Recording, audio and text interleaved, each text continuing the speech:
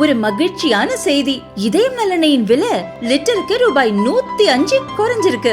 September 2023ல 1 litre இதயம் நலனையின் அதிகபட்ச விலை ரூபாய் 503. ஆனா இப்ப 1 லிட்டர் இதயம் நலனையின் விலை ரூபாய் 398 மட்டும்தான் தமிழ்நாட்டுல. அப்ப இனிமே எல்லாரும் இதயம் நலனை வாங்கலாம் இல்ல?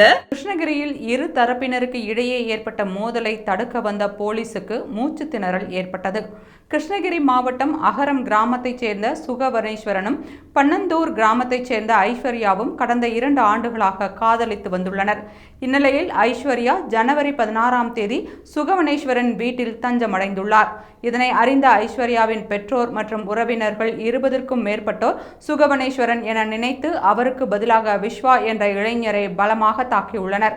பின்னர் சுகவனேஸ்வரன் யார் என்பது தெரிய வந்ததை அடுத்து அவரையும் பலமாக தாக்கியுள்ளனர்.